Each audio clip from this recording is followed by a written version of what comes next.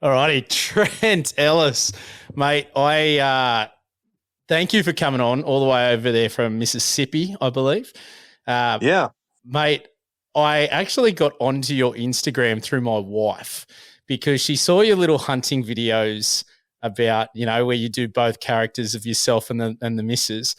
And she related to that and said, "This is you." I'm sick of it. So she instantly followed you, sent me a heap of your things, and I've got to say, it is hilarious. I love them. I'll definitely be posting some for people to watch. But, mate, how are you? Thanks for coming on the podcast. Man, I appreciate it, man. Yeah, I'm the videos that I do of quote unquote my wife of that character, most of the time it's like based off a true story, just like the one I released just the other day. I thought, well, it's not going to do, that great, but let's just throw it out there. And it was the one about, my wife asking me to do the dishes and I'm putting it off, and not doing it when she's exactly wanting me to. I learned real quick, I've learned really quick that my wife is not the only spouse that has to deal with what she has to deal with. Mate, that video in particular, my wife sent it to me straight away. I think you'd literally just dropped it, and she'd sent straight away and goes, "See, he's on point. He knows you." Yeah. Except the only difference was she's like, "But the bag of pretzels for you, it's a packet of chili chips." And then she was going Uh-huh. through the differences, and I was like, "Yeah, okay, yeah, I'll pay that." Yeah. Yeah. She got on to me today. She's like, she's been asking me to clean the bathrooms for 3 days now. And, I've had stuff come up conveniently and, she's been patient. She's been patient. She told me today, she's like, just do it tomorrow. Just do it tomorrow. Just do it tomorrow before you go hunting tomorrow evening. Just do it tomorrow. So maybe tomorrow is my day. We'll see. We'll Well, I've see. now got a list. So I've got that bad at it. And after seeing those videos, the wife has got a list on the fridge. And she said, "That's all the things you've got to get done before going hunting." I did go hunting last week, but nothing on the list has been done. So there she keeps referring it back, going, there's definitely similarities. But, mate, before we started, I shocked you a little bit because this is one of my favorite hats. And for people watching the video, you can see it's a mix of my NFL team. Unfortunately, I do go for the Dallas Cowboys, but it's also camo. It's like two things combined. It's just like the perfect mix for me. But you're a bit shocked as an Aussie that I'd have something on like that. Yeah. Yeah. I mean, I don't know, what y'all watch, what you don't watch, I don't know if it's mainly Crocodile Dundee and Quigley Down Under or, and sit around and talk about kangaroos and wombats. I don't know, but it was a little bit of a shock for me, I don't have, look, man, I'm not a Cowboys hater. Okay. For the longest time ever, the Cowboys were America's team. Um, I remember the days of the Tony Romo hatred going around. And now I'm a Mississippi State grad and a Mississippi State fan, and Dak Prescott came from Mississippi State. So I don't hate him. I just, you know, it was a little bit of a whoa. He's got a like the only thing that would have been more shocking is if you'd have come out with like a state jersey on or an Ole Miss, hat or something like that. I'd be like, wait a minute, this dude's trolling me a little bit. But Nah, look, yeah, I've got to say I'm a Longhorns fan. So that's just the really, way I roll. Yeah, yeah. Just keep it in Texas, there I've you go. I'm probably an exception to the rule over here. There is quite a good NFL following, but NFL is actually my favorite sport to watch. I think I keep saying my wife consistently thinks that I probably was born in the wrong place and I should have been born in Texas. But You could probably hunt like 99% of the animals that you hunt in Australia. it's in You could Texas. probably hunt them in Texas. Well, I think Yeah. the start. I was watching. It wasn't the Tiger King. It was the new one, the Chimp. What Chimp Crazy on Netflix? There, it's insane. Some of the people over there keeping chimps as pets, which is just Unreal. Yeah. And they were saying Texas is its own world. Oh, 100%. And they were saying something like the tigers over there account for like 90% of tigers are in Texas or more than in the wild. Like it's absolutely insane to think they're pretty free over there and just do what you want to do. So I'm a Yeah. big fan of that. Yeah, Texas is insane, man. I've got a good friend, Corey Lear. He's the owner of Monarch Hunting Products, and I've gotten to know him real well. And I've been over there quite a few times in the last year, I'll say. And every time I go over there, man, I like Texas more and more and more. I don't love the desert shrub looking part of Texas, which is pretty much all of Texas outside of East Texas. East Texas looks like here, with pine trees and a little bit of oak trees, uh, but the people are awesome and kind of like, we've been talking about, like, they're just they're their own world over there, man. They got everything. And, but as from a Longhorn standpoint, they do have Arch Manning, Yeah. which has caused me to start watching Texas Longhorns a little more this year. And I'm, Yep. I'm not pulling for them when they go against Mississippi State, but I'm not pulling against them. Okay, I'm not going against them. All right, I love the Manning family.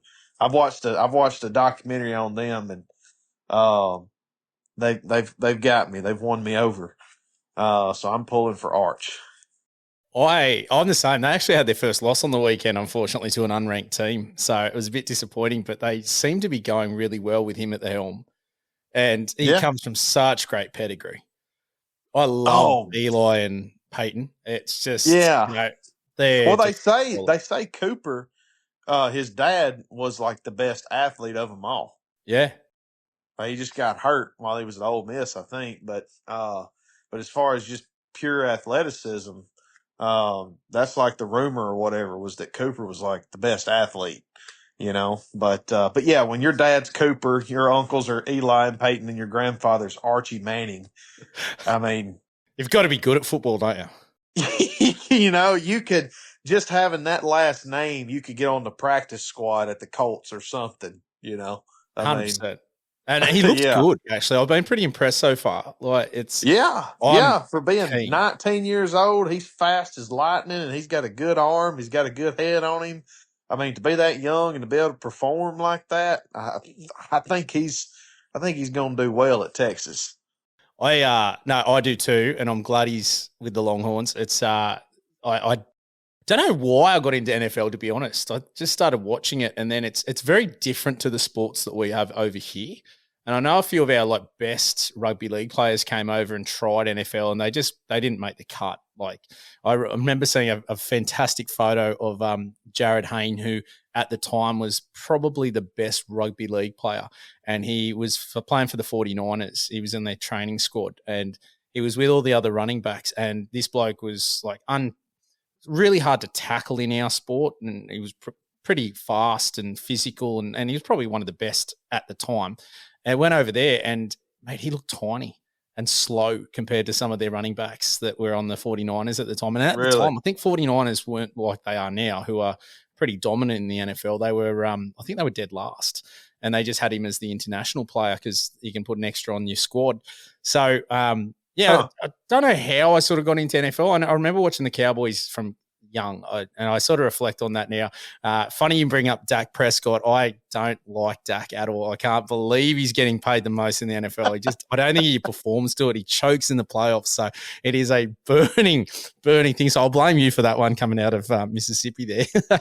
Hey, look, I don't know if he's a Mississippi native or not. So he did go to school at State, but I don't know. I don't Tough know, gig man. though. I'd hate to be a quarterback. I'd hate to, like everything's on your Yeah, but shoulders. I mean, you don't really feel sorry for none of them. No, You not at know what I 60 mean? million a season he's It's making. like I was fixing to say when they making the kind of money they are. I mean, I know they paid, who was it? I think it was Jimbo Fisher. they paid him $52 million to leave Texas A&M. I Yeah. mean, at that point, if I'm a college, I mean, if they were to just give me an opportunity to coach somewhere, I would just be the worst so they could fire me in the first season and give me $30 million. I'd be like, dude, we're not winning a game. Like, we're going to be because I'll gladly take the payout. So it's ridiculous, man, the money they're making, which I'm happy for them, but, It's big money though. yeah, I Like, don't, you look at it and go, yeah, Deshaun Watson got 230 mil. And on the weekend, he had a quarterback rating of, I think it was 8.91. Like, it yeah. was just, what the hell is going on? And I think the 230 is guaranteed money over the next 5 years. It's like, Jesus Christ, that's a lot of money. Good Lord, man. The guys you feel sorry for are the ones that are like making $100,000 in their first contract, no money really at all, and they get hurt and they didn't get a degree. Yeah. They don't have any like Fallback. job prospects at all, and they don't have their 3 or 4 years in with the NFL to get their pension or their health insurance or nothing. That's where it's like, dang, that kind of sucks. Yeah. Like, I know it's not 100,000. I think league minimum's like 400, but still, that's the ones you feel a little bad for, kind of the mediocre ones.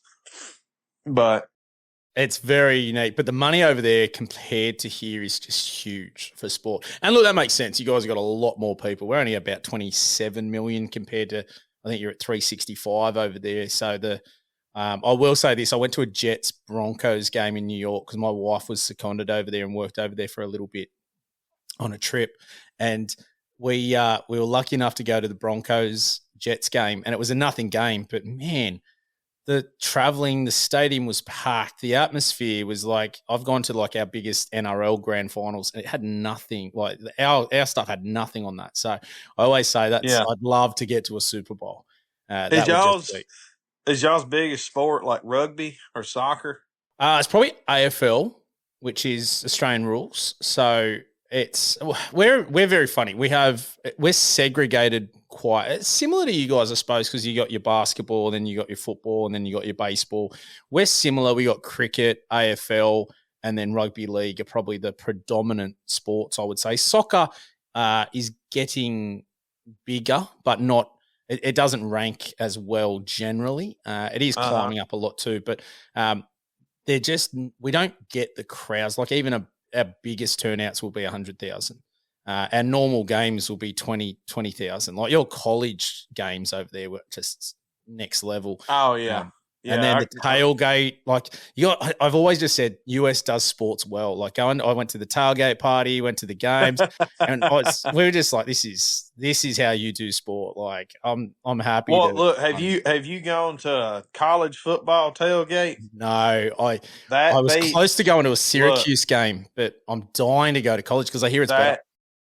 If you can go to an SEC tailgate, pretty much any SEC. I know there's going to be people that if they watch college football and they're not from the SEC, the Southeastern Conference down here, they're going to automatically be against it because they hate us. But that's just because the SEC just freaking dominates, and they have for decades now. But I'm telling you, SEC is like top tier tailgate. And then pretty much any conference after that, as long as it's college, is freaking amazing. You cannot go wrong, no matter what college football tailgate you go to. It is I went to one in Missoula, Montana. The Missoula Grizzlies. I think that's their name. I went and watched them, and we tailgated before. No, it wasn't like going to the Junction at Mississippi State or the Grove at Ole Miss, but it was still like I don't know, just college football, man. The atmosphere and the fans and everything, it's different. It's freaking awesome. You got to do it. So if you get a chance, go do it. Oh, it's on the list. I remember going to Syracuse, and if I'm saying that right, I went into their like mall or shopping center, and just the merchandise for the uni team was like 2 levels. And I was just sitting there going, that's like our major stores, like a Myers or something like that. And it's just the football team for that, that university football team there or college football team there. It's like, what the hell? It's unreal. And then don't get me started on your hunting and fishing shops over there. Oh man, my wife was doing everything to keep me away from them because I was just like, I bought way too much. And she's like, how are we getting all this back on the plane? I was like, I don't care. I'll figure that out later. I was like, I know it's rough going to Bass Pro Shop or a Cabela's or, anything, even the smaller hunting stores. It's really hard as a guy to go in there and just not break the bank on your way out, And look, it's so well priced. That was the other thing I noticed over there. Like I end up buying like rangefinders, binoculars, all these different bits of gear. And I saved, good $500-$600 on some of them comfortably, just with the conversion rate, shipping and things like that. But it's so, what I found is just the variety and the pricing was really good. And the culture seems a little bit like, obviously there's always going to be differences between cultures, but the culture over there really seems to be supportive of hunting and we don't seem to have that as much here in Australia. It's different. Well, I know, I looked it up about a week or two ago. I was talking to somebody about it. Just the hunting industry in the United States brings in about 17 to $25 billion a year in revenue. Yeah, right. For the country. There's a lot of things. I mean, it's not like it used to be to where, you just buy a little license, a little cheap old license, and you go out there and, hunt or whatever. I mean, you got to have all these permits now. You got to have all the best camo and all the best this and that. And I mean, there's a lot of stuff that we buy that we probably don't have to have. We probably don't have to have 80% of the stuff that we buy to hunt. Most of it's out of luxury, and convenience. But nonetheless, the hunting industry, it brings in a ton of money to this country. And, and just from a sport, a sports aspect, and a conservation aspect too. I mean, if we didn't hunt, these animals would eventually become overpopulated and go extinct, and die out and go extinct. And, that's why I've talked to people that, don't like hunting and stuff like that. And it's like, well, the problem with all that is if you don't hunt, then, animals become overpopulated and they deplete their natural resources and then they all die. So we don't have them. So you have to hunt them in order to keep that correct balance to where you actually keep having the animals. And, but from a food aspect, we don't have to do it, but it's still, I think it's just so engraved to our just natural fibers, of who we are as humans to want to go out and hunt and harvest and chase, and do that. There's still a ton of us out here in North America. I'm just speaking for us here. I don't know about everywhere else, but I know there's a ton of us here. You get outside the cities in the United States of America and you go into the rural countries or the rural counties and stuff like that. And, there's a lot of us. There's a lot of us that like to sling an arrow at something or, throw a gun on a gun rack in a truck and strike out, but I know I meet up with it. So if you can't tell. It's funny. Hey, like I look at it and go, over here, we've got relatively the opposite viewpoint. So you can't hunt native animals. So if we talk like kangaroos, you cannot hunt them. So public land, definitely off limits, period.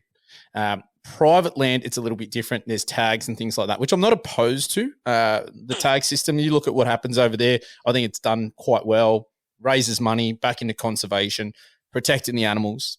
it's a win-win. So here it's a little bit different. We can do it, but it's not on the guys are hunting. It's done as culling or pest control, or so it's a Yeah. very different way of doing things.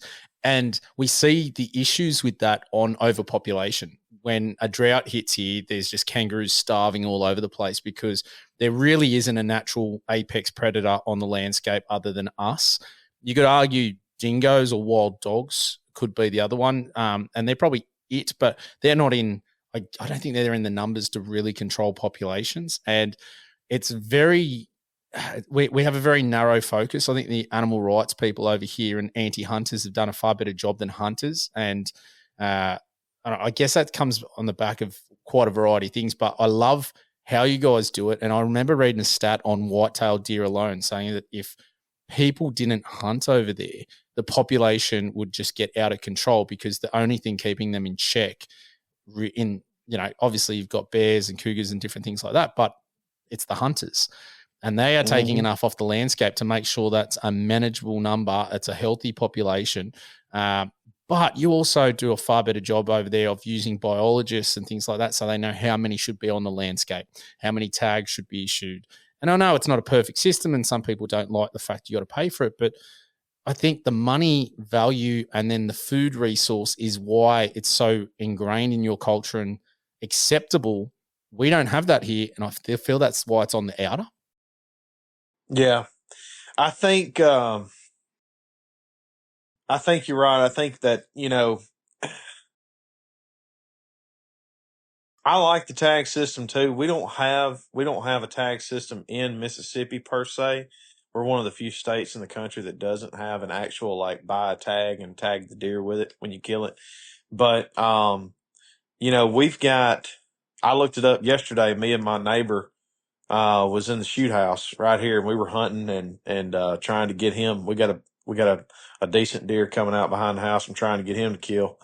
And we were talking about it, and I think we've got like it's estimated 1.5 to 1.8 million white-tailed deer in the state of Mississippi alone. And we've got, you know, about a million more people than we have deer. But, I mean, we've got nearly 1.5, 2 million deer in this state alone. And, if we didn't hunt, you know, it would just, we would have I guess if 90% of the people that hunt now didn't hunt, it would be good for the other 10% of us for about 15 years, 10, 15 years. And then, like you said, with the kangaroos, you'd look out and there wouldn't be, a blade of grass left. There wouldn't be, Yeah. anything left, and it'd be just deer laying all over the place. But man, it's huge. It's a huge, like, especially where I live, like where my wife was from or is from. My wife's from Washington State, so completely the other side of the country for us. She, like, the culture up there, they still have a decent amount of hunters and outdoorsmen, but the hunters that are out there mainly hunt mule deer and elk. Yeah. And they don't hunt as much. I'll say that. Not to take anything away from them, but like, for instance, here in Mississippi, our deer season is from October the 1st to January 31st. So 4 months straight we have to hunt deer. 2 of those months we can hunt ducks. Right after that, also during that time, we can hunt squirrels. You can always kill hogs, coyotes, all that kind of stuff because they're ruled as pests. But you have a month after, you have a month and a half after deer season closes for us. So you have all of February and the first half of March of pretty much no hunting. I mean, you can hunt squirrels and real small game stuff, but after that, then it comes down to, then turkey season opens up, from March 15th to May the 1st. And, so basically the only time that people are not really going out and hunting is June, July, and August. And then September, we actually have a velvet season for our deer that we have a 3-day season. And then September the 1st, we have goose season and I think teal season and dove season. So we've only got like 3 months out of the year that we're not trying to shoot and kill something here in this state. Yeah. So like for this state especially, and I know a lot of the states surrounding us here in the South, hunting is even more ingrained into, who we are. I mean, cause I know like I'm telling you, dude, I guarantee you any road that you go down in the state of Mississippi, in the rural areas, which is the majority of it, but basically outside of the big cities, South Haven, Tupelo, Jackson, Flowood, whatever, Hattiesburg. If you get outside of those cities in the county areas, I guarantee you 80 to 90% of the people hunt Wow. in some shape, form, or fashion. They might not all be deer hunters. They might not all be duck hunters, but they're gonna hunt something. It's just I know that's what my wife, she was so blown away at how big that culture was here, cause like back home for her, you had a couple of guys that were big hunters and they went out every year and got a mule deer, got an elk. And, when we got married or before we got married, we were talking about we're going to live in Mississippi or Washington. I'm like, babe, y'all have a 2-week deer season. There's no way I'm living in Washington state. Like I would go insane. Like, no, it's not happening. So yeah, it's pretty crazy. So that's something different for us. So for here, deer is, well, they're considered a game species, but they're more and more trying to put them onto a pest species, Yeah. which is quite scary because I think that they shouldn't be. I think they should be a game species. They were brought here for that. They're not considered feral because they were released, and there's a lot of semantics here. But currently, we can hunt them all year round, so there's no Hmm. seasons. Um, but the offset to that is you can only hunt a very small, in my opinion, small amount of public land. A lot of state forests and things like that, but that's it. And you've got to book in and things, go through a bit of a process for that. And then the private access is the other side of it, which is not like you guys. So we don't have hunting leases and things like that. So it's literally if people let you on. And there's been a big shift in how many people let people on for that sort of stuff now, especially in areas like we're down in our sort of certain parts of our what we call the snowy mountains. There's been a shift in who is living down there and who's bought. So a lot of city people have bought in and they're anti-gun and anti-hunting. So the deer populations have exploded, but then we've got national parks which are unhuntable.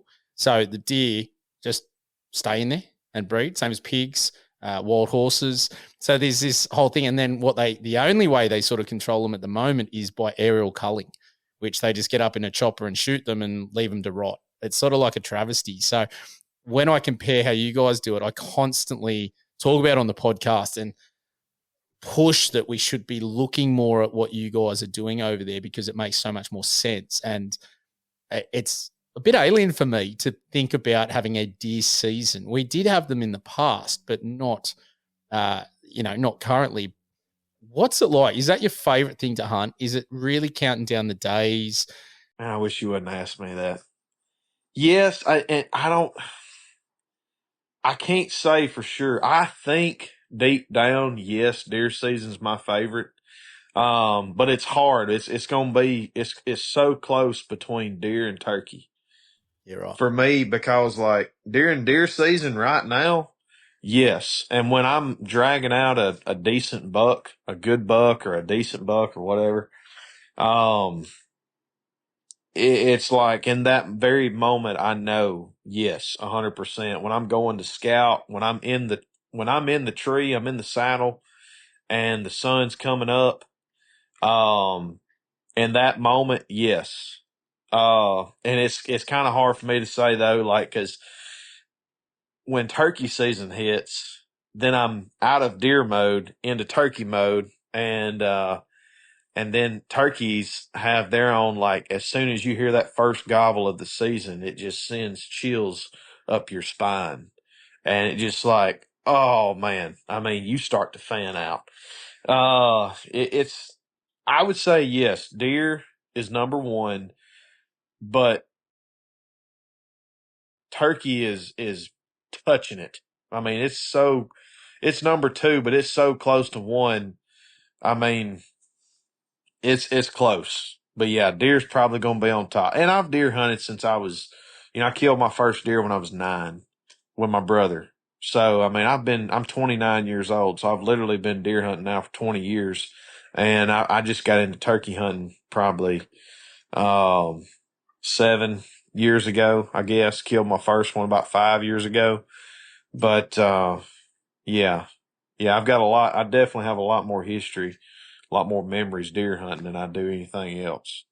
So, How do you personally hunt? Is it stands hunting? Like we over here do a bit more stalking. So we're always moving. Is it different over there? yeah, I mean, it depends on where you are in the country.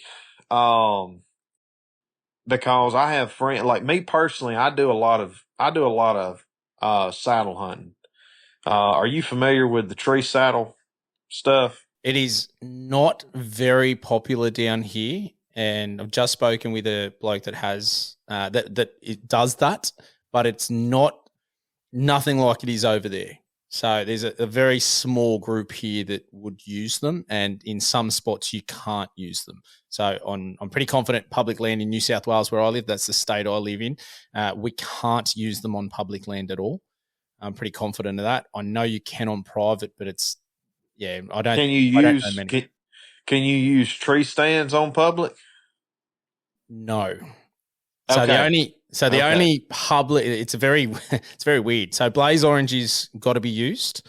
Like so you got to have a piece of attire, whether it be a hat, shirt, whatever. But Hmm. then interestingly enough, you are allowed to hunt out of a ground blind, but that's Okay. it.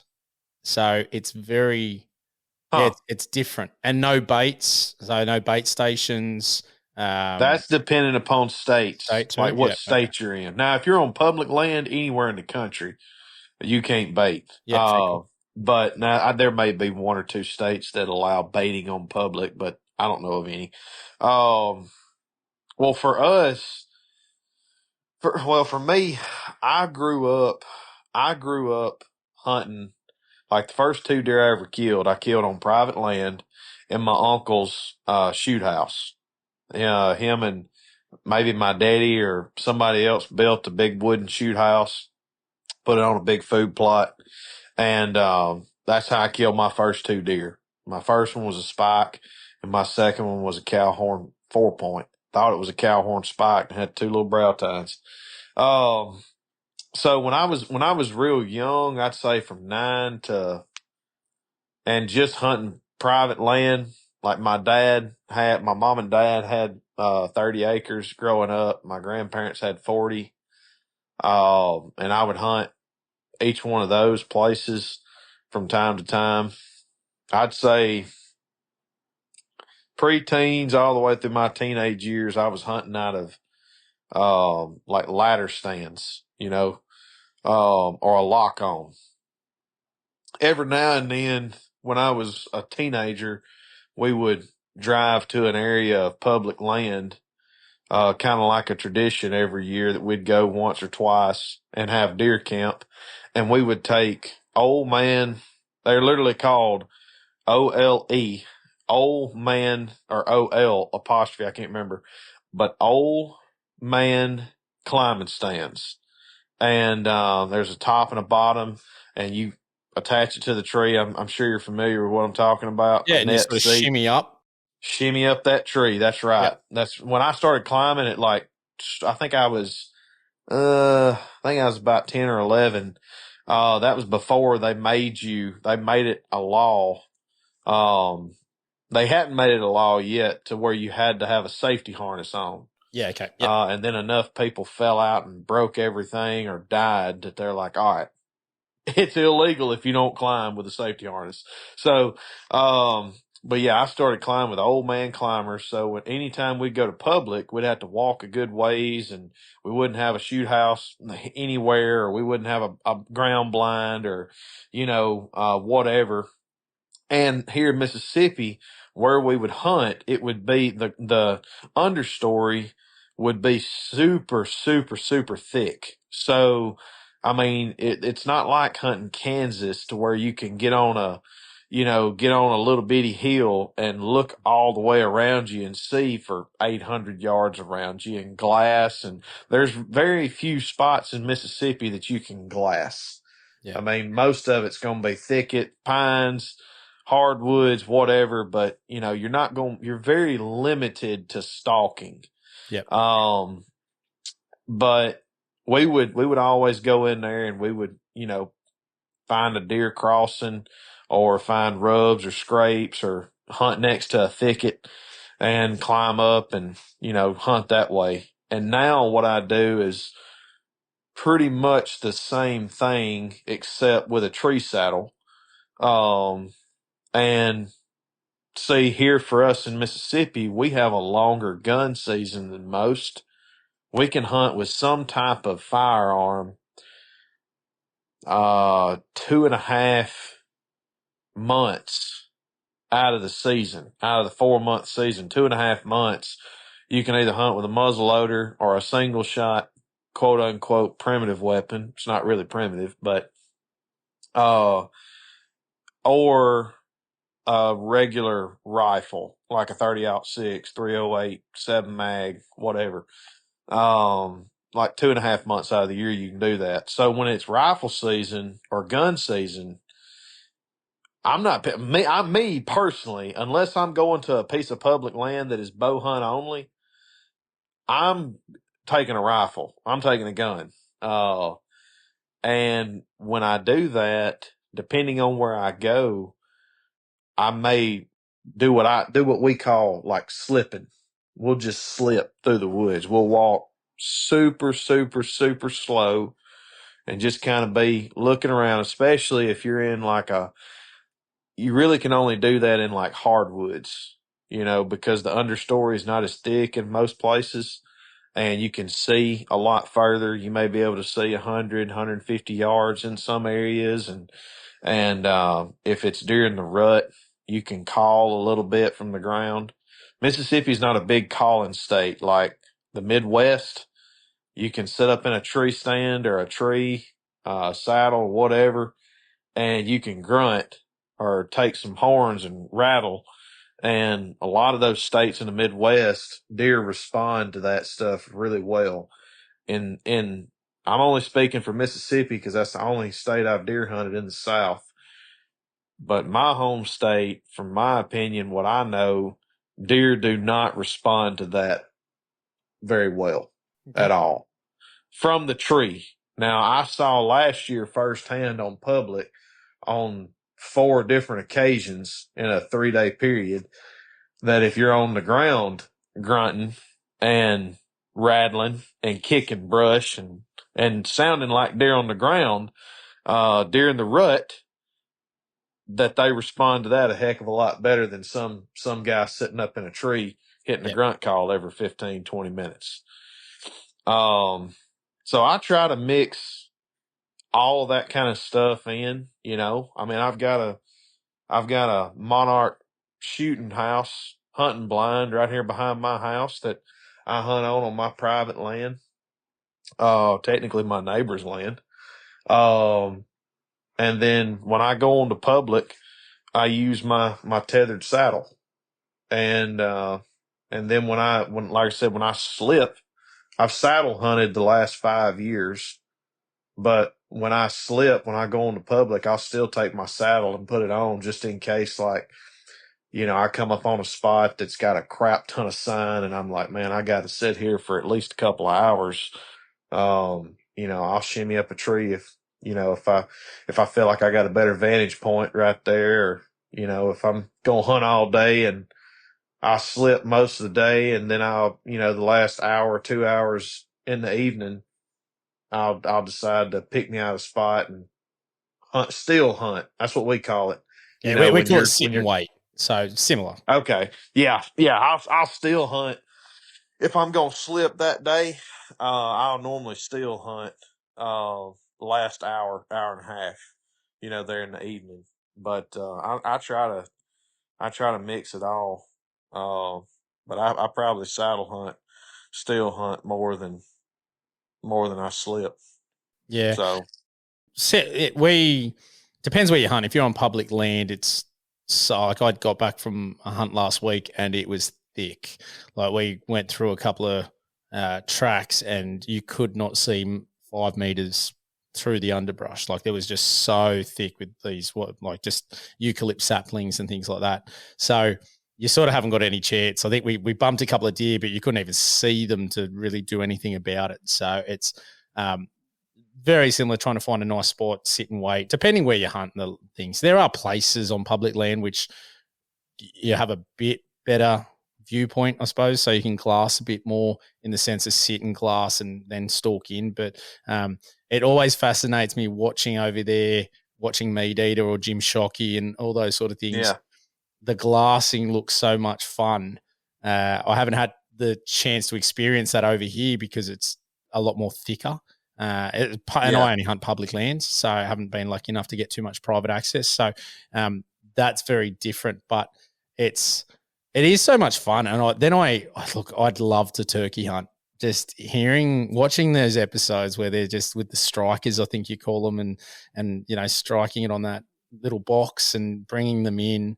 That's bloody cool. And the decoys and that looks so much fun. Just that noise aspect too. I get very impatient. I don't know about you.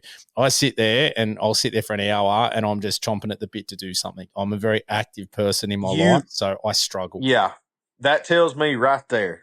See, I can sit in the woods, especially if I've got a decent, it don't even have to be big, but if I got a decent buck on camera, I can sit in the woods for a very long time. Yeah, right. Very long. I hunt. Last year I was probably in the woods 4 or 5 days a week, and I was probably in the woods hunting no less than, I'd say I'd sit no less than 3 to 5 hours out of every sit. And most of them I wasn't seeing nothing, if you are a very impatient person when it comes to hunting and you need to be seeing some action to stay focused and stay tuned in, you would love turkey hunting. you would hate turkey hunting when they weren't gobbling, because then you're just walking out in the woods, and depending on where you are in the country, you may be sweating and being eat up with mosquitoes and ticks like here, and watching out for rattlesnakes and all that. But y'all got mosquitoes over there, I'm sure that'll kill you. We got all of them. You. Yeah, and a lot more snakes. I think we got like 9 of the 10 most venomous. So plenty around. That's why I'm saying I'm never coming to Australia to hunt or do anything like that, because I after seeing the wolf spider that's bigger than any plate that we have in this house and having it in houses, no, man, no, I'm not interested. But I will say, getting on a turkey and being able to call and interact with that thing and seeing how they work and seeing them fan out and seeing the colors that they turn and just hearing, I'm telling you, dude, like hearing a turkey gobble at 20 yards from you is stupid. It's freaking insane. Like, if we have a saying down here in the South that comes from old preachers, they would say something. They'd say something behind the pulpit, and it'd say, "Now, if that don't light you fire, then your wood's wet." Well, buddy, let me tell you, if a turkey gobbles at 20 steps and that don't light you fire, you just ain't got no wood. Like, it is one of the best feelings in the world. You definitely love it. You would love it. Oh, I know I would, because we have the rut here. We've got quite a few different deer species that we can hunt, and fallow deer that are here, they croak. And man, like getting onto them in the rut and hearing the croaking. And I had a good 20-minute session with one this year trying to get him in. He just wouldn't come that extra and show himself out of the bush. But man, that's fun. And that was like I reckon he was probably 30 to 50 meters away. The turkey side too, and that just the way it sounds. That's man. I listen to it and watch it, and I've said to the wife, that's on the bucket list. I get over there. That and even not to hunt an elk, but just to hear it bugle, like that sounds freaking awesome. Like that changes the game a little bit because I like to explore and I hate just sitting there when nothing's happening. But if there's croaking going on or you've had the camera out and different things like that, then it's a change. But so it's a little different here. So where I like to hunt is a 4.5 hour drive away. So it's not something I can just go to overnight. And I've got a young family. I've got 2-year-old twins and a 4-year-old. So it's not something that I just can drop and shoot off. So when I go and I've got that couple of days out hunting, sitting there for 3 hours and nothing happening really is very difficult to process. And it's like, I haven't got much time. I'm not seeing much. What's over this hill?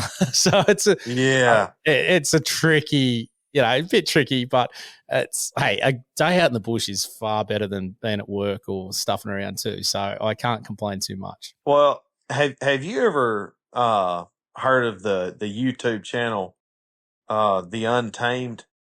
No. You ever watch them? No, I haven't. All right. Watch The Untamed. All right. They're a group. Josh Ilderton, Jay Cox, and Zach Markhams. I think I said Zach's name right. They're a YouTube channel in West Virginia. And if you want to see some deer get stalked in the mountains of West Virginia, I mean that's a great channel because Josh, he's the big old hillbilly, and he's got a dadgum baby fist of a dip in his lip every time you see him on camera. And he'll get on there and he'll sound just like this, Bubby. That's right, son. Yeah, we're gonna get over on that hill right there and we're gonna kill him, right? I mean, he's just redneck, good folks though. I got a great chance to turkey hunt with him this past season, and that was a wonderful time. But Josh cannot sit still in a stand for very long. He's going to go through the woods of West Virginia, which I would not think you could stalk very successfully with, especially with a bow. And that joker does it. If you want to see some deer get stalked, watch them. Another one, have you ever heard of the hunting public? Yes. Yeah. Okay. So I know, what's his face? Zach. Zach is a big stalker in that group. Zach, the curly long-haired boy. That son of a gun can stalk. And, but the hunting public, they kind of do it all as a group. They all kind of can stalk, steal, hunt, whatever. And they hunt freaking everywhere, so you see all the different terrain and all the different places they go. But yeah, when you say, things like stalking and another thing too, I talked to Nick and Ted. We had them on our podcast, gosh, month and a half, 2 months ago, probably. And I asked Ted, I said, what do you, I said, y'all primarily grown up whitetail deer hunting. What's the, is deer elk hunting better? And you're a bit more fun. He said, hands down, elk hunting. And he said the same thing, kind of like turkey hunting. He said, hearing an elk bugle and getting out there and going out there in the mountains, and being out there in that rugged, you just feel like you're hunting more. Made me think of that when you said that about those deer, those fallow deer croaking or whatever. Yeah. That's I've wanted to elk hunt for a while now, but I haven't I just hadn't pulled the trigger on it, man. I hadn't pulled the trigger on getting a license and going out to Colorado or going out to a different state and chasing them. I'm too eat up with the whitetail. And like you said, I got some responsibilities here too. As far as a wife and a kid, and not as much as you do. Sounds like Yeah, it's chaos. you got a household full, man. But yeah, those would be. I would say those would be two really good channels to give you basically as much of a idea of what you could get into in North America here with between all those hunting and what you could, how fun it could be and what you would probably like more, you know. How great is like I am at odds with social media and, just the way the world's going with the internet and things like that, because there's some rubbish on there, but then there's so much good stuff, like getting to see a totally different way and learn about different hunting. And that is so damn cool. And even yourself, like watching your videos, they crack me up, and there's some really good stuff on there. And I appreciate you taking the time and making them, because you get the opportunity to be able to see similarities and differences in how things are done and whatnot. And I think that's awesome. And I'm a big advocate of wanting more young people to get out in the bush and get out amongst nature. And social media does take a lot of your, I guess, focus and time, but then so many good things come of it. And even technology, us being able to have this conversation, 20 years ago, this wouldn't have happened. And It's really cool to hear that, have a conversation with you, hear differences, similarities, have some ideas. Like I had a coon dog hunter on the other week, and just hearing about that and how he goes about it, that's so cool, because we don't really have the similar here to actually tree dogs. So we have a lot of pigs, or what you guys call hogs, and we use dogs on them, whether they be bailing them up or whatnot. But we don't have the tree dog side of it. So even watching that, it's so damn different. Or a squirrel dog, it's so different to how we go about things, and being able to sort of think about it and go, oh, you could possibly do that here with this, but it's not really happening. That's so cool. I love it. And then, well, let's get to your Instagram, because I really want to know where did that come from, the idea to make videos. And just so people understand, if you're not watching the video of the podcast, Trent's, big beard, big fella. You crack me up when you dress up as a woman and play the wife role. I think you were in a midriff in one of them the other day, this grey midriff, and I was cracking up. And where did that come from? Where did the idea for that, or just was something mucking around, or? It's, as you can tell, man, and your listeners, I'm sorry, I'm a long-winded guy sometimes, but it's kind of a long answer. I mean, I've always been, the class clown. I've always been the guy that loves to entertain, make people laugh. I never thought I would do anything like that at all, or like what I'm doing. But how it all came about, I'll be very, very honest with you. I've been in finance now for the last 4 years, since 2020. And I've been doing investments. I started off in insurance, and then I got a Series 6, 63, and 26 license, to do mutual fund investments for people. And, been doing that for the last 3 years. And it got kind of slow. Business got kind of slow for me back, last summer, last May, June, July, somewhere in there. And I had just seen a YouTube short of Justin Nunley. I don't know if you know who that is. He's a guy that he's got probably 10 million followers on all the platforms, or more. But he does a lot of.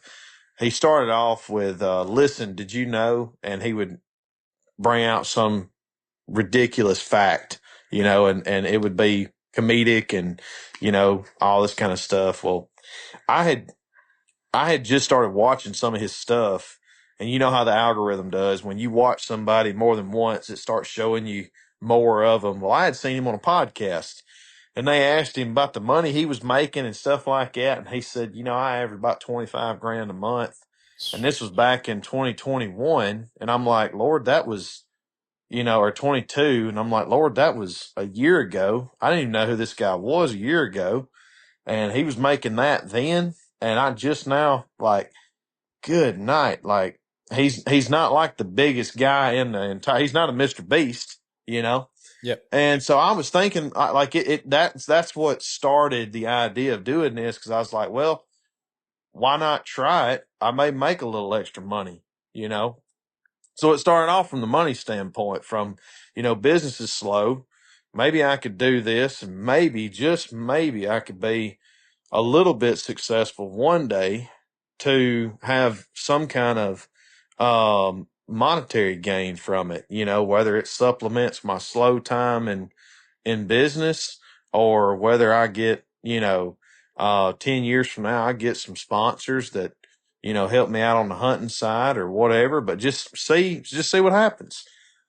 And, so August 24th of 2023, I downloaded TikTok and I did my first two videos. I told my wife, I said, look, I said, I'm just going to try this. I knew very, very little about it, very little, but I knew that I wanted to do Southern hunting outdoorsman style comedy because hunting is my passion. That's my main passion.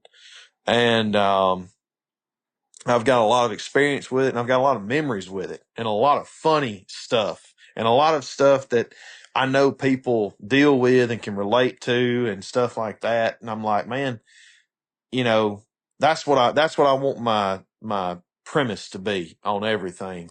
So, I told my wife, I said, look, I said, I'm going to do this. I'm going to upload 2 videos a day for 7 days. And, I don't care what it does. I don't care how many views it gets or followers or what. I said, the only thing I'm going to go by is if I don't hate this by day number 8, I'm just going to keep doing it. I'm not going to say I'm going to do this for 6 months or I said, but I'm going to do it for 7 days. And if I don't hate it on day 8, I'm going to just keep doing it and see where it goes.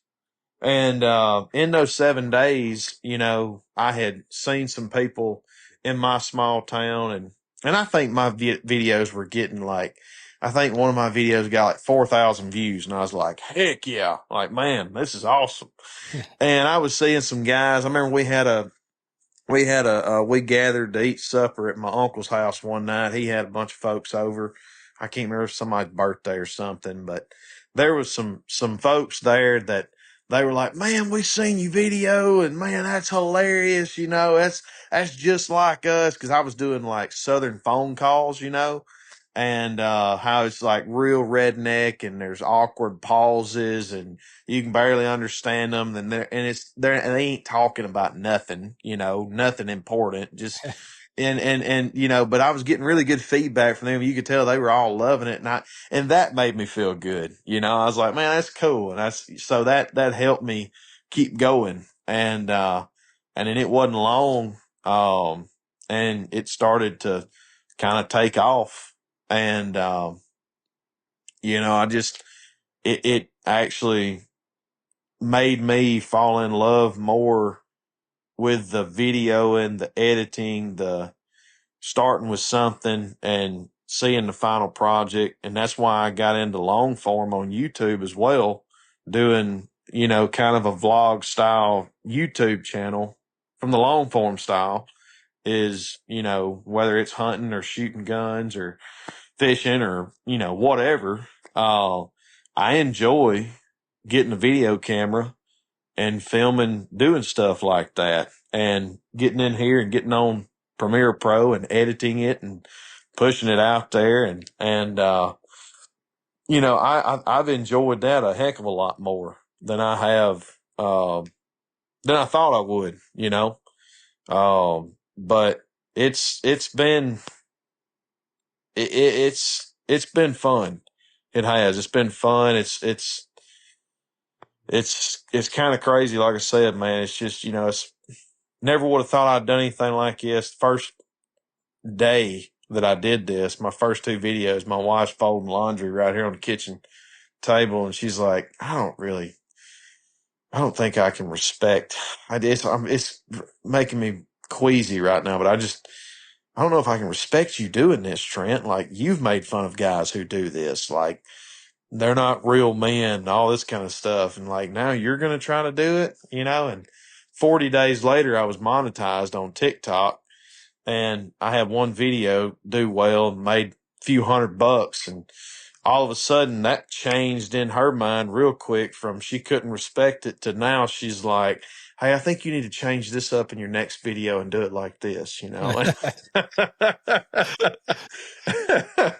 But yeah, it's crazy, man. And then as far as like what my content is, just a lot of it, especially stuff with my wife. Not my no, not my wife. I make her out to be a a butthole is a nice way to put it. Like a kind of a nag. Like my wife is actually the opposite of what I portray. Um, but the skits that I do of my dad are like nearly exactly right, like spot on. So a lot of it just comes based on a true story, and I throw it on there and hope that people can relate to it, and if they can, at least laugh at it a little bit. But it's been a pretty fun ride. Mate, it certainly does that. I thoroughly enjoy them. I'm glad I'm glad the algorithm sent your content my way, because I do have a giggle every time, and the wife ones especially, because I sit there sometimes and I'm the same. I've got a really great wife that's very supportive, and it takes a lot of time to make content and edit content and put it out out there. So it's sometimes a bit of a thankless job. And look, in fairness, there are a lot of people, I'm sure you'd have the same, that they reach out and thank you and send nice words and messages, which that has changed for me a little bit on wanting to keep going and doing it. There's been times where I'm like, oh, why do I do this? It takes a lot of time, but when you get a nice message or someone saying thank you, appreciate it, geez, it makes it worthwhile. And it is fun. And I thoroughly, like, I only really do the podcast, but I thoroughly enjoy getting to chat to different people, hear their different experiences, learn a bit. If I learn a bit, great. If I don't, so what? It's good fun. It's different. And I'm very similar. I wouldn't have put myself out there in that space previously. So it's very different in how I operate too. So it's hey, it is what it is, and it's good fun, and it's another skill to learn and something different that I take away as a challenge to grow and get better as I do it. And I'm sure you would have been the same between your first videos and the ones you produce now. There's been a lot of changes. You got better at a lot of stuff as well. Oh yeah, and that's from a business standpoint, man. Like that's what I love about doing this is because you know, like for one, it's all on me, nobody else. There's no like I'm selling myself on here to people. I'm having to sell myself. I'm having to sell a character or whatever enough for them to keep watching, so the algorithm keeps pushing it out. But all people have to do is literally watch it, you know. And if a video doesn't do good, I don't have anybody else to blame but myself, and so many other businesses, you can do everything right and you just be in amongst a terrible demographic, Yeah. you know, um, and, and thank God for finance for me, because I think if it hadn't have been for that, I wouldn't have some of the tough skin that I have today, because I started off and I started off my first 2 years, I didn't make hardly any money in finance. I mean, any, because it was 100 and still is 100% eat what you kill, 100% commission. Yeah. And but it taught me, you know, be consistent, be persistent, and just, it's the numbers, volume, and just keep going. Don't quit. Just keep going, keep going. Find a way to win, kind of thing. Find a way to make it happen. Find a way to call the next person. If you run out of people to call, find somebody to talk to. And it caused me to develop that. Just don't quit. Don't worry about it. As long as you're still here in 5 years, you're going to be much further ahead in 5 years as long as you're working at it every day than you are right now. And that's the way I've looked at social media, but it's easier for me, because like I said, it's all on me. And I love that. I love that. I love that if a video flops or whatever, it's just like, well, I just got to figure out how to make it better or how to make it not do that again, and I love knowing that, yeah, I mean, as long as I'm uploading videos and working hard, and trying to put out the best content that I can, for folks, yeah, as long as I'm still here in 5 years from now, um, I may not have 1,000 acres in the Mississippi Delta. I may not, be a multimillionaire, whatever the case, but I'll be a little bit better than I am today. And will still be my own boss, and, and it'll be all on me. And that's what I like, so, you mentioned the business standpoint of it. I really, and I hope that didn't make me sound like, I don't like people, because I do. I mean, there's some people I don't like. I think we're all like that a little Everyone. bit. But there's a lot of folks that don't like me either. So it kind of evens out. Uh, I'm like everybody else. I mean, I've worked a ton of jobs, and I've worked around people. I know what it's like to have bosses, and I know what it's like to, you're doing everything that you can right, but it's just not in your control. You still gonna eat a SHIT sandwich, and you're gonna have to grin doing it. And I'd rather eat those sandwiches knowing that I made them instead of somebody else made them and fed it to me, and I just got to go along to get along. Like I like that aspect, of the business, and it's a challenge. There's a lot of risk reward with it. It's still a eat what you kill thing. There's no security. There's zero security. I mean, I can't, I make zero money off clocking into a 9 to 5 job and, doing you know, doing a great job or doing a half butt job. I'm still going to get paid. Like, no, I've got to go out here and perform with my finance, with my investments, and also with content. Or we just don't eat. Yeah. So I like that challenge. It's a challenge, but, uh, I don't even know if you asked a question, but yeah. That's all So good. I there's, think the other thing is, I look at it like this: is my kids are going to have this to look back on and really understand who I am as a person, and yeah, hear and learn and sort of have that space. So I feel that there's a lot more than just what you see, sort of thing. There's so many more elements for it, which is pretty cool. yeah, yeah. That's another reason that I try to keep everything clean, and, because I don't want my family or my kids.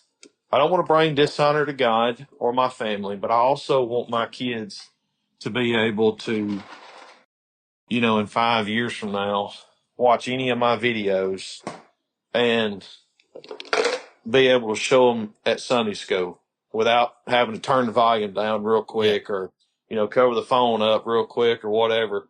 Um, and I think it's been fun for me. I'm not big on YouTube long form, doing the long videos, but I still do them because I love them.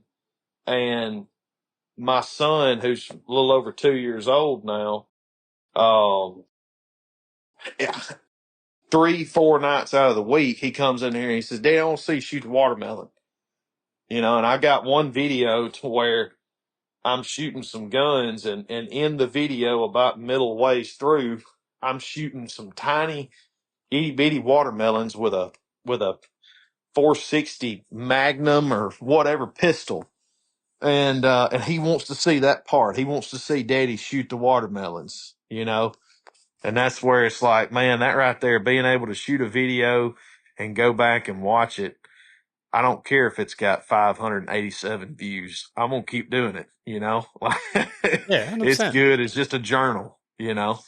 So, I but yeah. no, I've got that too. I've got something similar. My kids, just little videos on my phone that I haven't really pushed out. That if they see someone in camo now, it's always daddy, which is just Uh-huh. it's so cool. It's cute, it's cool. And then when they see me, or if I film some deer or things like that, then just learning and it's pretty funny. My oldest son now sort of stalks around. Pretending like he's learning to stalk. So that it's, all those little experiences, you just don't get them back. And it's cool to see that and have that. And then, occasionally I'll be on YouTube and the videos pop up or a short that I put up pop up and the kids will see it and go, Daddy, and then I want to watch it. So I get where you're coming from there. So it's something else just to add to the fun of doing it as well. So on top of hunting, getting to talk about hunting, think about hunting, refine what you're doing hunting. I love it. It's just all encapsulating, isn't it? So it's great. Yeah, that's right. That's right, man. All right, Trent, I know it's late over there. Really appreciate you coming on the podcast, man. So thank you for staying up and coming on. And I hope you didn't watch the football last night, because I know in Pittsburgh it was a terrible storm and I don't think it ended till well after midnight on Sunday Night Football, but it's I didn't. Oh, you didn't. Lucky you. I was here and it was dragging out. So a little bit different for us. It was midday, so I couldn't complain too much. But mate, thank you very much for your time. Love your content. Keep putting it up there. So really appreciate it. And all the best. Hey, same to you, Matt. I appreciate you having me on here, brother. If I can ever do anything to help you, let me know. Appreciate it, man. All right, listeners. Bye for now. Cool, man.